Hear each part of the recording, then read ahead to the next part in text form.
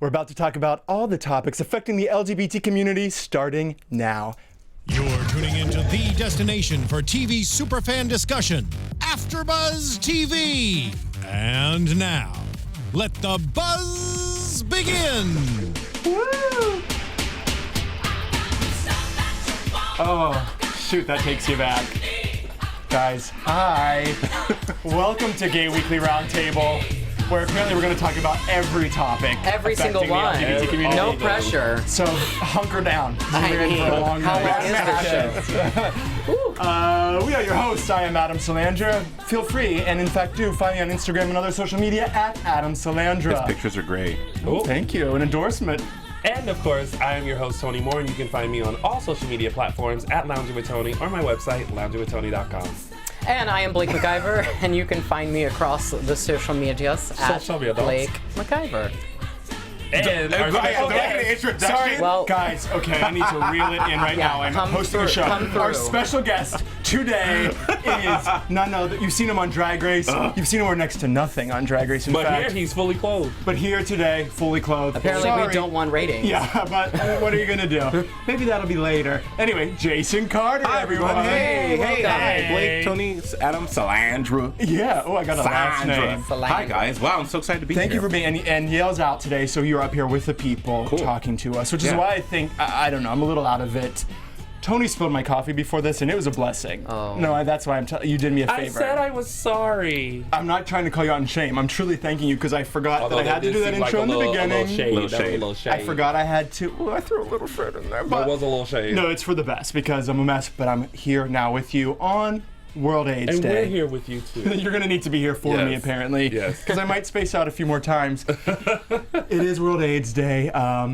That is, of course, if you are unaware, to recognize the fight, the progress we've made with the virus, and what still needs to be done in the future. I listened to Obama's address today, his final one, before we throw it over to Trump and see what happens there. Rihanna and Prince Harry got tested together in Barbados, so that's your nice. World AIDS Day You know, fact. Prince Harry's got a thing for chocolate. Does he? His girlfriend's Meghan Markle. She's half black, half white, and so come Well, on, then dude. who knows what happened there? Did you do my homework? Yeah, I don't know my Prince Prince Harry facts. The only reason why I knew that was because I was at Ralph's and I was reading a magazine about it. That works. Well, that's super- considered doing your homework. No, coincidentally, it's like I'm just a super pop culture, like factual But dude. it's so deep and like, I don't know. I never talk about Prince Harry, but when you get HIV tested with Rihanna, It makes I sense. mean, yeah, people it's are worth gonna a talk. mention. Yeah. Right. But there was a lot of talk about in this speech the progress that has been made. Of course, the Obama administration has made great strides. It was important to him. And one of the things he mentioned is how the Affordable Care Act allowed people with the pre-existing condition to be taken care of. Now, that's something Trump wants to get rid of. Which brings us, but I feel like we're always talking about Trump, but hello, this just happened. There was election season. Now he's president-elect. And he's picking some scary people. Now, you know Blake's our political correspondent. Reluctant political Come correspondent. scoop us up and rock Very us like babies and reluctantly. make us feel better, but you can't, I know, can ya? I can't rock anyone with this. Well, I mean, this news is Rocking people's the opposite worlds. side. But okay, so it goes from bad to worse. So we already knew Pence. We talked about Pence Right. a couple weeks ago and his voting record and all of that. But so now we have an attorney general pick, Jeff Sessions, who has voted to ban same-sex marriage and exclude sexuality orientation from hate crime legislation. Yay, what a great guy. He also co-sponsored a bill in Alabama to enable the state definition of marriage to supersede the federal Supreme Court decision. So he's just all kinds of bad news. So that's just one. Chief of Staff Priebus has been quoted saying heterosexual parents are the best case scenario for children. So that's where he stands. And Mike Pompeo, CIA director, has expressed similar views. So it's just, you know. Here's the reality of all this, Blake, Tony, and Adam. Okay, so, this election, first of all, it happened. We all we can do is move forward. Correct. It's a wrap on that. But I feel as though, and I've been talking about this for a couple weeks now, but I feel like we're mad at Trump because Trump is, for lack of a better word, okay, Trump elicits his visceral response within us and the LGBT community because of things that he said prior to, but Trump's really not the issue. It's like when you watch Game of Thrones and you have the king who's a young boy, right? You lost me already. But look, okay. So and then all the people around him are older, more wise. So they're the ones making the decisions for all this stuff. But at the end of the day, all these things about overturning gay marriage, stuff like that, it's probably not going to happen because you can't just come into power and say, "Let me change this, and that easily." And also, there's power in numbers. And again, I'm not the political correspondent, but I do think that when Trump is inaugurated in January and things start to move in the direction of his administration, I do think that it's not going to be as bad as people are anticipating. I think, and even more hope, that that's true. Right. My concern is the fact that just it's happening at all, that I believe so far every single cabinet pick is against LGBT anything. Which, I mean, the Republicans, so I guess it's not that shocking overall, but they're to an extreme level. If nothing changes and gay rights even move forward, great, but just the fact that that's what's representing our country for other countries to see, and for the people in our country to see, like, these are the leaders, this is what's right. People that are committing crimes and saying, well, Trump's my president now, that's just the beginning. And Trump, for me, is, I don't know if this is what you're saying or not, but the least scary of all of them. Absolutely, he is the least scary of all of them. So, but it's because he does need the help from the others that the underlings rising up is terrifying to me. And I also think LGBT people so far should be the least scared of all the groups. Like, we have it easy compared to other groups. But it's a gay show. So. But what other groups are you talking about? Muslims, immigrants, separate from Muslims. Yeah. I wouldn't say women worse than gay people, but they definitely On par when the we're talking women I'm about talking about reproductive are rights. very. It's hitting them hard, but that's ignored. And I'm sorry, real quick. Just disclaimer: I'm not for Trump. Yeah. Just saying. I'm just as we've all been digesting the events that have transpired over the last month. You have to put yourself in, or you don't have to, but I choose to subscribe to the notion of, well, what's the lesser of two evils? Like, it's not. Someone had said to me that we could almost go back to the Holocaust era with Trump being in office, trying to like compartmentalize like Muslims, homosexuals, and stuff like that. But I think I have to stop and think, okay, well, that probably won't happen. So I guess the point I'm making is that where a lot of people are scared, and I don't think it's going to be that bad. And I hope, like you said, hope is all we have. Right. Hope is all we have. So and like you said, it's done. But my only counter to that is we do have to stay diligent. Like, course. we cannot get apathetic just because, and you're probably right, those things probably won't happen. We are probably not going to overturn the Supreme Court decision. We are probably not going to lose gay marriage, marriage equality. But the thing that upsets me the most about this entire election cycle is that Trump's campaign has ignited a hatred, misogynistic, xenophobic, homophobic culture. It reawakened. People that had kind of been dormant about it, kind of been apathetic about it, now sort of feel like they have a stake in the game again. Right. And that's the part that really upsets me. It's not so much that, the individual people, they can only affect so much change. We know how long it takes things to get changed in Congress. We know how long it just takes a bill to get on the docket. Right. So for me, it's more about the social climate that we are creating. That's how I feel. That's how I felt on election night when I was on the East Coast, so I went to bed before the results, and I thought, well, Hillary's still going to win, but just the fact that it's even so close, because of what Trump used to gain vote, like the sort of the message of hate more than love, that was what scared me, and that still is what scares me, even if nothing else changes, even if Trump becomes a great president, because I don't know what's going to happen, but it still started on this feeling of badness and hate, and that is what bums me out. Am I the only person that thinks that these Republicans are just closeted gays? Definitely not. Definitely think some of them are. Yeah, I think absolutely. that's fair. I mean, I think that's fair. Anytime that I have read like who he is adding and how they're so anti-gay, my first thought is like closeted gay, and in a few months we're going to realize that they were in a bathroom tapping their foot and trying to like get it on in the bathroom. The reason I do think that often is because what inside you brings up so much hate? Great question. Adam, it's so funny you asked that because, okay, so you said you were on the East Coast for election night, and I was here in LA, and I watched everything. And of course, it looked like Hillary was going to win. And then when Trump won, it was like, wow, this is very indicative of how America still views what they think. And you have to stop and think, okay, so why did they vote Trump? Now, I don't think all of America is anti-gay, anti-American. No. There has to be. I mean, my older brother is an officer in the United States Army. He voted Trump for obvious reasons because it's like it goes hand in hand. But Blake, you said something about doing our due diligence, in that you said that I don't know about awakening people that have always been racist, that have always been. I think that you are very, very right. And I host another show that's very politically charged. And the comments from people, of what they say, it just blows my mind how much hatred and how much just hate is the only word that I can think about at the moment. So as the LGBT community, when I speak to other people, members of the LGBT community, you are right. We definitely need to be even more staunch and more obstreperous in our voice and in our actions of letting people know that we're here, we're queer, you still need to get used to it. Yeah. And it's an interesting point, actually, that what if there is the bright side to this whole thing is if this hate existed, the racism, all of that existed, but it was just people didn't really believe it. This is shining a true spotlight on it. So if we want to do something about it, we will more now than if Hillary won and we were like, okay, we're fine, and then we just sort of forget about it. And get quiet. I mean, I do agree that, yes, in this time that we're going to have Trump, we do need to band together and make sure that, we continue, hopefully, to show him that we want to progress forward and not have him set us back.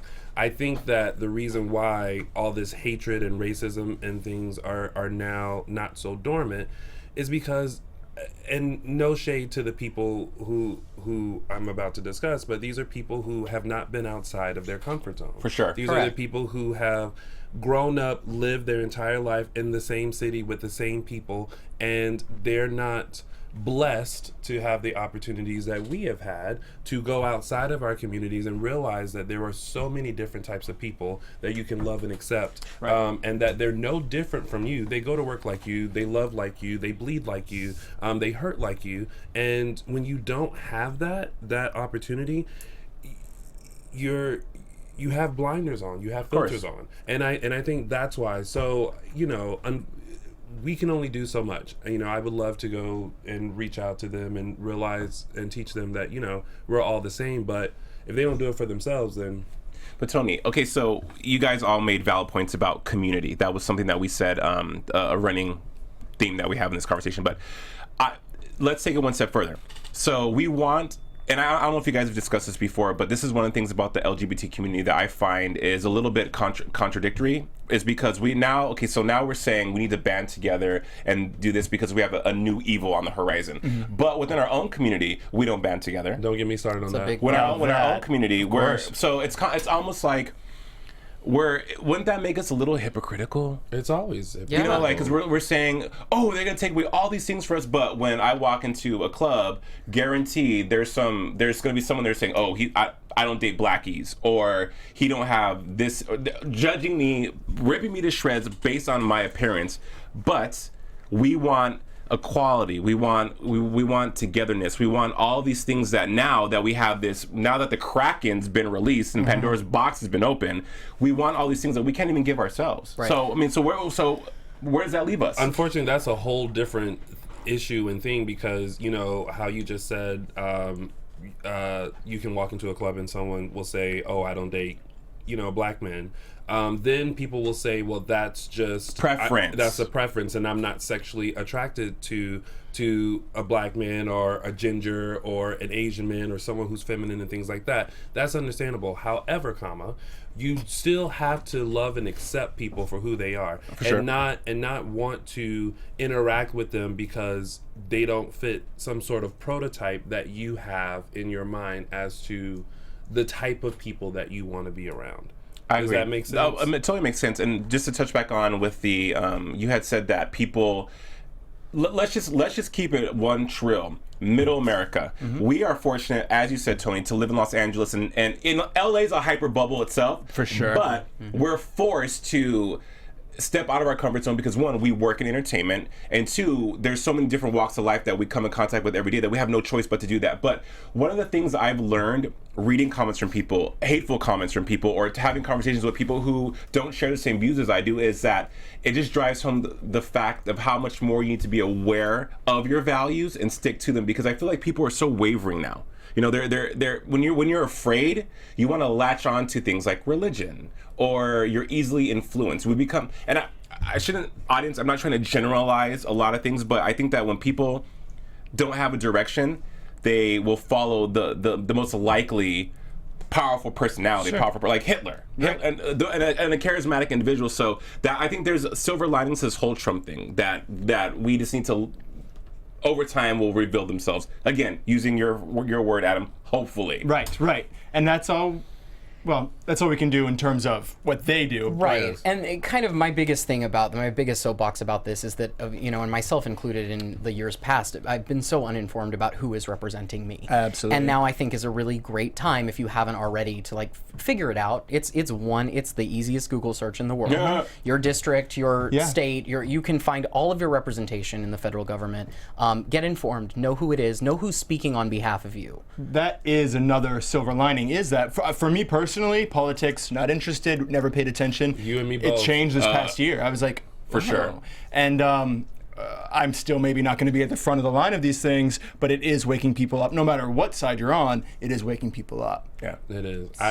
That's why during most of these political discussions, I sit here very quiet, because I'm also just very drained about discussing Trump and oh my God, and everyone being nervous and what is he going to do. And my whole thing is, I can only just hope and pray that, he continues to move us forward and not progress us back. Right. And so many people have come up and just said, listen, the election has happened. Nothing is going to change about it. Nothing is going to be overturned.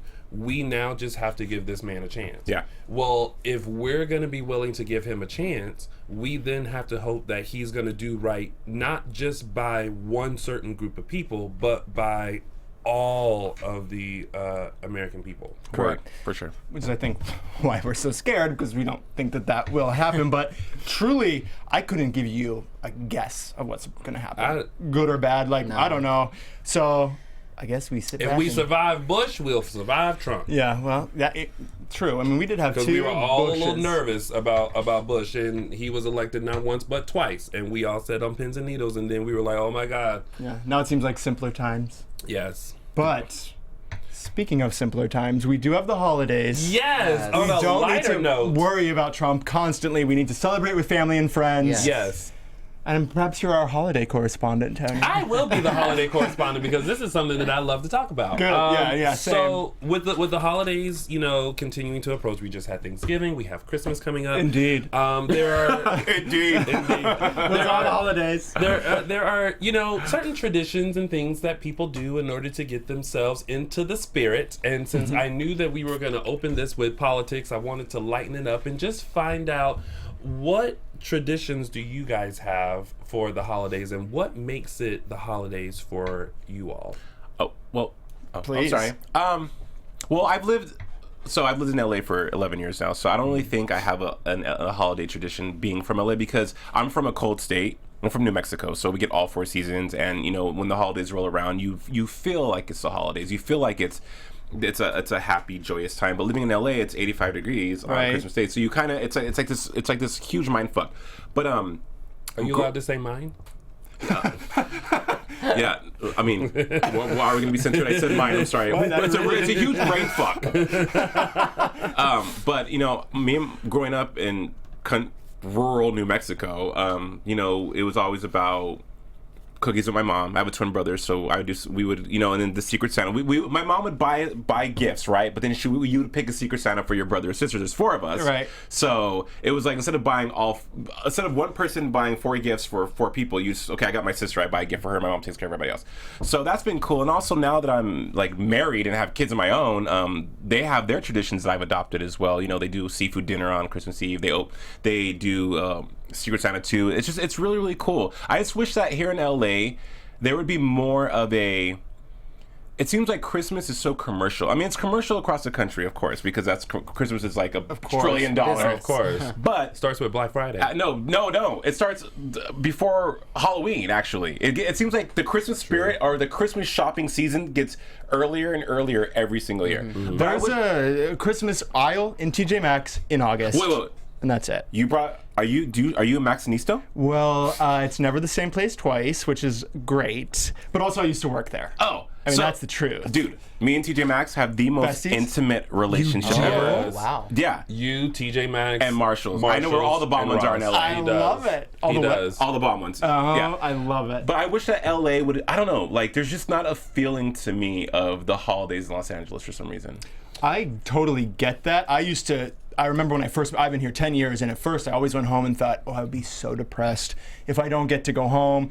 But then once I started being in a serious relationship, and he works retail, so he can't come, so I stay here, and you do sort of make your own traditions. I actually wanted to ask, having your husband, and he has one kid? Two. So what is...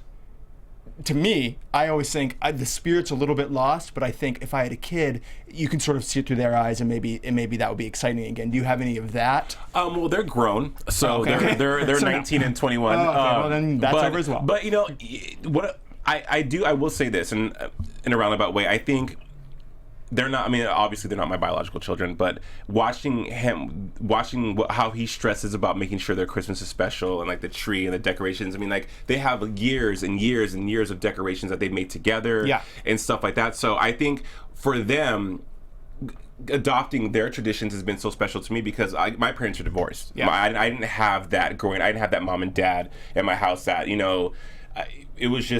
it was different. Mm-hmm. I mean, it was very, very different. So seeing them and seeing how he nurtures them and how they celebrate the holidays, for me, has been probably the most rewarding thing of the holidays in Los Angeles. Yeah, that's what I feel it will be at that point, but don't have it yet. So I noticed I used to be obsessed with Christmas. So once it started going a little bit as I got older, I started worrying like what's going to happen. I like pushed harder to like make it happen, which only lessened it. Right. And I'm realizing I sort of have to live my life. And if Christmas is like a cute thing in the background, the memories will be made. They'll come on their own, but I can't force it because then there's expectations. Of course. And we know what happens. Well, it's Christmas for me when I hear Mariah Carey's "All I Want for Christmas." Definitely, but sometimes I pull that out in May because I get too excited. I guess.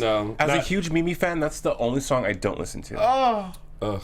Because you know why? Because you already have a man. Some of us who don't have a man are still hoping that Santa will bring that man under the tree. That's why you. That's why you don't want it. That's why you can't get with it. Look. The universe was good to you. Mimi said, all you want for Christmas is a man? Here you go, Jason. There's your man. Some of us are still hoping for that. The universe 2-day delivered my man when I wasn't ordering him. You know what I mean? Well, God is good. Amazon Prime. Yeah, that's technology these days.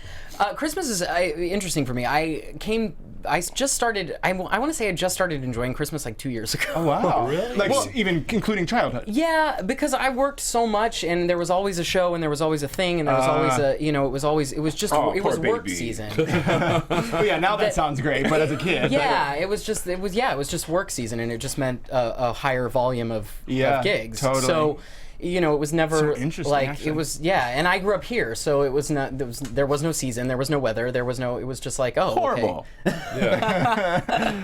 Yeah. So I just never. I had zero expectations on Christmas because to me it was just. It was never gonna be. It was never a fun thing. It was always a like. Sad. You do this because. But what changed? You entertain people. And then I don't know. I just started like kind of diving into it and being like, well, there are things about it that I enjoy. I guess this is gonna keep happening every year. year. Some stuff, yeah. Blake, I love how you're like, you do this like you're this monkey that's like jump. Well, I kind of was, I mean, I enjoyed it, but I was, you're kind of a performing monkey to a degree, and so it's nice. It's fun to like sort of. I've been slowly making Christmas traditions. I love Christmas because there are a couple of things that make me enjoy Christmas. Like, the whole tree decorating thing. I love like seeing ornaments that I made in school specifically for the tree. You love your own work. Yes, so I put those on the tree as a reminder. And now, like, you know, my niece, who's 11, now, you know, we had her stuff on there. I love seeing the lights in the neighborhood. Mm-hmm. It's kind of hard to find a neighborhood in LA to go and just, like, look at lights. Hancock Park. Yes. But my family and I, we used to, like, get in the car and just kind of drive around to the different neighborhoods and see, like, what people did as Yeah. far as lights. Which is great. Yes. Where are you from? South Carolina. Oh, yeah. Yeah. And speaking of living in South Carolina, the food was always amazing. That's why I remained a fat kid for so long, The because food is so good. It was just in South Christmas Carolina. all year long. Christmas all year long, yes. And what else? Oh, and then, like, okay, so I was that kid that I was so excited about Christmas that I would, like, I couldn't go to sleep. I would, like, wake myself up in the middle of the night and always go downstairs to see if Santa And you're talking like 18, 19 years old. No. 29. True. I was, okay, so I was like, Actually. here's a story. I was 13 when I found out that there was no Santa Claus. Wow. And I was devastated. A bombshell. Wait, hold I on. was What kind of devastated. devastation Are was we it allowed like? to say that on the air? Is the bigger question. What kind of devastation was it? Like, literally, I was like, what do you mean there's no Santa Claus? Because, like, I was like, you know, I live in my bubble, so I like my bubble, and I like knowing that Santa, like, came and delivered my gifts in the middle of the Who night. told and you? everything Who like that. broke the news? Okay, so I mean, I admit I kind of figured it out when Oh, you did at 13? You were like, wait a second. I've been Something's duped. not right. Yeah. And it was because, like, so I always thought that I was, you know, smarter than Santa. And so, like, I would leave notes and cookies and stuff, and I'd be like, oh, you know, Santa, this is you, sign this. And of course, my parents would sign it. And then one year, I was like, all right, so my godmother and I want to go on a sleigh ride with you. So I have marked our doors. Smart. You know, this is my room, this is her room. Come and wake us up when you get here. And that didn't happen. And that was it. That was the time, and you were like, wait. Santa Yeah. would have definitely had Because time on his busy schedule. listen, I have been good all year. Like, when it came to gift giving, like, my stack was, she was cute. Oh, you were on that good list. I was always on the good list. I was never on the good list, ever in life. Even at 37 years old, still not. I think some of the best Christmases I've had have been in LA, though, with friends. I mean, Yes. the ones where you have, like, where you didn't go home, the years you didn't, well, Blake, you're from here, so. You were The forced years to where no I matter just what. wander around Yeah, the streets of Los yeah. Angeles being And your like, mom's I'm like, home. honey, just come. She's like, I'm right here. But Yeah. I remember Christmas of 2009. A really good friend of mine invited me over, and I was just like, fine, whatever. And it ended up being Grinch. No, because you know, like I didn't go home. I just broke up with my douchebag ex-boyfriend, and I just was like, whatever. But it ended up being one of the most special and amazing Christmases for me because of it was just all the people that were there. You know, I used to be a dancer, so it was a bunch of dancers, and you know they put on every concert tour imaginable. It was just really nice being around people who were kind of orphans, not really, but you know, Right. and it was just nice to share that. Also, 2002, I had just moved here to LA, and I was broke. Had a horrible room, and I had negative $190 in my account and that's before overdraft fee. And I remember a friend just out of nowhere had texted me and was like, "Hey, what are you doing?" And I was just thinking about you. And he's like, "I'm in LA. Do you want to hang out?" And we hung out, nothing sexual. And we went to the beach. We went to Denny's. It was cool. It was like a Christmas angel, a Christmas miracle, if you will. You know. And so those are always it was really nice. I love that. Well, I'm glad you brought that up because I think that is a cool thing, especially being in the gay community, is that you do, especially if your family isn't comfortable with who you are, your friends do become your family. Yeah. And that does start the new traditions, which is great. Like Thanksgiving, I never go home now. And it's great Thanksgivings because our family of friends come together, and I love that. I mean, it's truly an opportunity, whether you have the best family on earth or you're not friends with them, it could be a second family, and that's For a lot of beautiful people, thing. That's what I used to do too. I used to have Turkey and Beyonce. Jason came to them. That's also a true story. That was the first year I was the actually first met time- you. Yeah, yeah. it was it was November 2009. Yeah. And Tony was at Precious A memories. beautiful moment. but no, it was amazing. And again, it was because I think that Adam, you make a really good point about friends, and RuPaul always says that, you know, friends are the family you choose. Right. Yeah. And you when you are invited as I mean, I was very fortunate to come from a family who was very accepting of my sexuality and who I was. So my heart goes out to those who haven't experienced that, because I think if your family doesn't accept you, that's just as hard as dealing with you not accepting yourself. Sure. But I think that it's so special, and it was so cool when people that you just share a common, not even, it doesn't have to be the whole LGBT component, just being able to be around people who invite you and welcome you and like you for you is amazing. And I'm finding out more and more that I think with some of the people I talk to in the LGBT community that they're moving away from that people are becoming more, I would say cliquey is not the word, they're just selective, maybe. I had a conversation with a guy last week, and he said he's new to LA. He's been here a year, and a year in LA is like nothing. Right. Nothing. And he's your baby. Right. Really good looking dude, works in the industry. And if we wanted to, compare him by the quote unquote hot, sexy male gay standards, he's amazing. And he's like, people are so not welcoming, they're so not open to me. And he's from Idaho. Just a really cool guy. And I thought to myself, why is that? And I mean, but is he open and welcoming? Oh yes, very nice guy.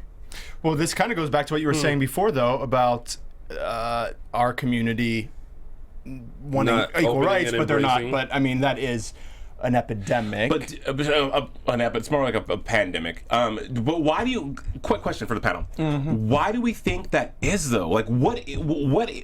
I've learned in LA, the nicer you are, the more people treat you like shit. Really? Especially in the industry. It's funny. You can send an email. Okay, true story. Whenever my agent manager reaches out to me, I always say thank you so much for everything. Because again, even though I'm doing 90% of the work, right. they're still doing something. Right? Yeah. And no response. But the minute I'm like very short, very like to the point, oh my God, is everything okay? It's and even with people when you're dating, before I was dating, we're taught to treat people the way you want to be treated. Be cool, all these awesome nuggets of morality that we're given, but that's not reciprocated. But you go to other cities like my hometown, people, you say good morning, hey, good morning. Here in LA, good morning. What? Like, why would you tell me? I think it's because what is that? When you live in LA, I think people automatically think when you're nice to them, you obviously want something from them. Whether sexual favors, whether they're in a position of like power, as I call it, where like if you're like in the industry or something like that, and they're a producer, casting director, agent, or something like that. So people don't know how to take just genuine people who just want to know you for you. I think people automatically just assume that you want something from them. Or there are the creative types who are working on their careers and they're too busy for friends and don't have enough time. The entire sentence to is do a that. quote. endless air quote. All that air quote. But what it is that they're not willing to give time to just like step away from, the LA hustle and just go to a movie with a friend, or go out for a drink, or go dancing or bowling, or just do something normal. Everything has to be so career oriented, and they have to surround themselves with career oriented people. So okay, do you want to add something? Well, I have found that this is not a native problem. This is a learned problem. Yeah, that's true too. This Absolutely. is a culture that has been created, and it happens to be like a bacteria forming in a petri dish in this particular city, and it is the worst of any. But it's not. This is something. I have a theory on it, but it would take way too. We'll save that for another day. We'll do a special episode. If I just give the Reader's Digest version, I will end up offending too many states. But I do have a theory on people, on certain states that have come to California and created this culture that now other people come here and then find it oppressive. Yeah. And so exactly what you're saying is true. Like the walking down the street, not talking to people, like that's such a perfect example. And of, people like, want to come here and be like, oh, I'm somebody. So if you're Exactly. nice to them, then you're not somebody because, oh, you could be nice to me. Correct. So it's all, This is a learned behavior. This is not a native Yes. behavior. And I totally agree with that. I think people move to LA and they come here like bright-eyed and bushy-tailed, and then they jaded. conform. Yeah, they conform to like this certain way that you have to. I don't know what it is. It's okay. Yeah, if you're just we're feeling listening, you. it's air quotes. We're here for you. We got you. We're here with for this, it. like this certain way that you have to be and you have to present yourself, and it can be frustrating because I remember when I first moved here. a friend of mine was like, it won't be long before like you change. And I was like, no. And 8 years later, I'm wiser, but I'm still the same person that I was when I moved, only because I knew a sense of self before I moved here. I knew who I was before I moved here. I knew the people that I wanted to be around, and I knew I had a sense of You weren't self. looking for the city to define you. No. Or I've redefine actually it. become nicer since moving here, I think. I was just looking at a video good the other for day that someone was you. like, I know, you were a you're real like a bitch dick, a but couple years ago, yeah, Adam. exactly. Well, and I've changed. I don't know how it happened, but sort of my, I was known for being really sarcastic and whatever else. And I was like, I wasn't putting that on. I was just coming out. But now people are always like, oh, you're so nice. And when I first would be hearing that, I thought, oh, that's not a good thing to be called. And that is LA trained That brain. is. I think that, Tony, I love what you said about having a sense of self. I think that for me, I went through a period where people that come to LA, the reason why people are so career oriented is because LA is a city made up of prom queens and prom kings. Where they came from, they were the most amazing thing ever. And also, LA is full of type A insecure overachievers. People flee their homes for, okay, so let's keep it within the LGBT community. A lot of people that come to LA that are men. I'm on a very popular gay show, and when you're around a lot of good-looking men that are go-go dancers that model for certain underwear brands and stuff like that, and you listen to them talk, a lot of them have the same narrative. You don't have to censor yourself. Oh, well, I mean, We all know that case you're in on point. RuPaul's Drag Race and the Andrew Christian models. Right. So I went to Houston, and for Gay Pride 2012, and we were at breakfast, and there was this beautiful young man sitting there, and he said, "Oh, I'm moving to LA." I'm like, "Well, what are you doing in LA?" And he said to me, "Oh, I'm gonna model for Andrew Christian." I said, "Homie, really? Like, are you kidding?" And he's like, "No. They want me." And I'm like, "Okay, cool." And so the more I talked to him, the more vapid and vacuous his responses got, and I thought to myself, wow. But it's people like said person that come to LA and create that petri dish of Culture. Yeah. that culture. But to your point about you change, you go through the whole cycle of being that douchebag per se, and then you grow up, you get a little bit older, and you realize that's not working for you. And also, it's so much work to be angry, be competitive, be worrying about what everybody else is doing, and you're realizing that you're wasting your life. Because haven't you guys noticed? Well, you're a native, but when you come to LA, things move so much quicker.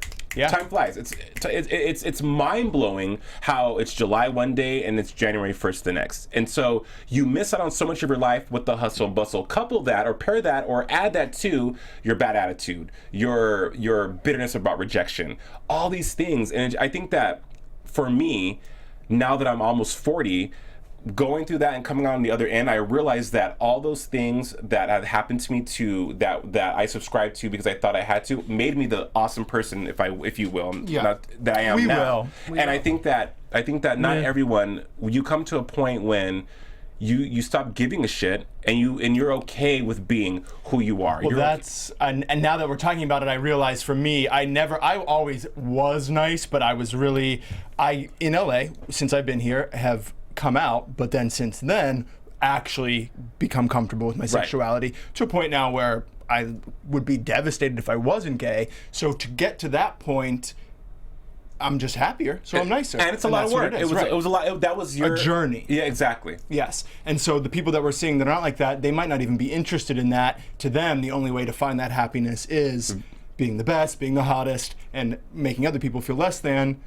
Why are we talking about this? But sometimes it's not what. Christmas. So I was just like, what are we talking Why are you about? talking about Where are we? But sometimes it's not about, being like mean or whatever. Like Yeah. a lot of people, surprisingly, when they first meet me, they're like, "Oh my God, you're such a bitch," and I'm like, I can't be bitchy, yes, but like I'm someone that I definitely have a wall up, and once that wall comes down and you're welcomed in, then like it's a whole different ball game. But I'm very protective because I wear my heart on my sleeve. She's sensitive, y'all. It's beautiful. I think you have to be protective though, because again, I can't speak for everyone, but I know that when you grow up as a gay male, and you're judged. Like, okay, so I have 2 strikes against me, according to some people. I'm black and gay. So therein lies, for me, a thought process that says, okay, I have to amass this thick skin, amass these survival techniques in order to just exist in my life, you know? And also, when you are a gay male and you grow up hearing certain things, it's like we go through life, we're Velcro, and things stick to you. And before you know it, you have all this shit that's stuck to you that's creating your the self-image of yourself. So Tony, you said that you have a wall up, you have a guard. I think in LA you kind of have to have that. But that's not an LA thing. That's just like life thing. If I lived somewhere else, it would still be the same thing. But things that have happened to you in your life have created that wall for you, correct? Because you said you're wiser now. Yes, but I also am just, and I observe people, and I figure out how I can interact with you. He does observe people. I sure do. and I observe people, and I observe, like, if you're the type of person that I want to interact with. I remember there was a summer camp where, like, for weeks, I barely said anything. So people thought that I was a mute for a while, but I was just observing everyone and seeing like who I can interact with. And then once I feel comfortable with you, then like you get a whole different Tony. Yeah. And that's what makes up Christmas. And that is Christmas in a nutshell, kids. That's what Christmas is really all about. Tis The the real season. Tony. Like the baby Jesus. If you order now, he'll send you a limited edition. Hey, They sure will. but I Christmas in LA, I don't know. I just feel if I could have one Christmas wish for 2017 Yeah. or 2016, sorry. That would be to meet Beyonce. No, actually. I'm not a fan. And then he's giving you. excuse you face. How dare you even that say four, it. that Okay, four we album can't- fail. But yeah, well, let's keep it real. But listen, on the flip side, Mariah's last 3 albums were epic fails, so I can't really say Right. that. I mean, this is someone who's a huge fan of Mariah. Yeah. And I mean, her voice went away like the wind. Yeah, well, Unity. Beyonce- Unity in the community. At the holiday season. right, sure. I would like to bring unity Beyonce into has the bad community. hair karma because she always gets her weave stuck in one of her million fans. Oh, dear. But if I had one wish for 2016 for Christmas, yeah. it would be for a really cold, at least rainy day. We're not I gonna get had snow. that. Okay. We're not gonna get snow. knows Right, on Blake? Christmas. Blake, when was the last time it snowed in LA? It was 89. You I weren't even believe born, it was right? on No, I 90210 was. in the 90s. There was an episode where it snowed in LA. So, That's what It was, and it happened in February, and it was like everyone just lost their mind. yeah. It was like a national FEMA. Yeah, yeah, oh yeah, no, it was a I state was of like, emergency. There was this much snow on the floor. Yeah, but I agree. The atmosphere is a huge part of it. So, if you're freezing on Christmas, count your blessings. Yes. Yeah. But I feel like Do you there have are, a Christmas wish? I actually just wrote this letter to Santa at Macy's because when you do a letter to Santa, they donate $1 to make a wish. So my wish, because I've been really good all year, I actually wish for 2 things: to meet Beyonce and for a man. Okay. It's beautiful. That is beautiful. Is it It's also Is it really that hard to find a man in LA? That's a whole nother show. Adam, do you have a Christmas wish? I wish to get out of here as soon as possible before Tony erupts. And my wish is for myself personally. Just your wish, your Christmas wish. I wish that for one day, not to say there's peace on earth, but like really everyone feels at least one moment, even if you're really in a dark place, feel love. Oh. Because that leads it. I'm really learning that like love, it doesn't have to be with the person. If you're doing what you love every day, if you are busy and you take an hour to watch a show you love, it's literally what keeps you going. So God bless it. Yeah. That's what I hope. Yeah, for Who real. didn't share their wish? You. I didn't. What's your wish, Blake? It's way like too Christmas. on brand for this whole earlier part of the show. But my Christmas wish is nuclear disarmament in North Korea. That's beautiful. Because I'm sick of worrying about it. Yeah, I mean, which is peace. important. Yeah, well, it's one and the same. But on that note, Jason, you're a dream. Thank you so much for being here. Half I of this love you page guys. needs to be crossed out because we had so much to Yeah, discuss. that's great. So, No, I think we what didn't you even guys get do. to you. Oh, about what? just I don't know, about, just just about about life. you. Oh, I'm good, you guys. I think first of all, I love what you guys are doing. I think it's Thank you. I think it's needed. I'm glad that men. I always talk to people. People always want to ask me, like, what is it like being a black gay male, and I'm just like, you know what, I can't articulate that to you because I don't. To me, my sexuality is like 15% of who I am. So for you to ask me that question means that you only see me as a black gay male. And I think what you guys are doing here is awesome because you guys are from all, I know how to talk, people. You're all from all different walks of life, but I think that it's good to see positive, smart, articulate people that can, of the LGBT community, that can talk about everything and not just talk about gay issues. So thank you guys for that. And yeah. You're welcome. Well, thank you. Yeah, absolutely. And I would love to come back. Yeah, I was going to say, you're going to have to come back soon. Sure. We'll get on the couch and we'll talk about you the whole time. All right, guys, thank you for tuning in. I'm Adam Salandra. Find me at Adam Salandra. Oh. And everyone else. And now it's me. Hi, I'm Tony Moore, and of course you can find me on all social media platforms at Lounging with Tony or my website, loungingwithtony.com. And I am Blake McIver, and you can find me everywhere at Blake McIver. And our gorgeous guest, Jason Carter. Where can we find I'm you? Jason Carter. You can find me on the corner of Santa Monica and Highland, turning trick. Just kidding. You can find me on Instagram. Oh, that's no longer there. Donut time is closed. I closed down. It's closed. Find me on It's Instagram closed. at Jason Carter Official. I know. My favorite hoe is gone. And the Del Taco. Okay, but again, another sad story for another day. Goodbye, everyone. Thank you. See you guys later. Bye, everyone. From executive producers Maria Menounos, Kevin Undergaro, Phil Svitek, and the entire AfterBuzz TV staff, we would like to thank you for listening to the AfterBuzz TV network. To watch or listen to other after shows and post comments or questions, be sure to visit AfterBuzzTV.com. I'm Sir Richard Wentworth, and this has been a presentation of AfterBuzz TV. Buzz you later. The views expressed herein are those of the hosts only and do not necessarily reflect the views of AfterBuzz TV or its owners or principals.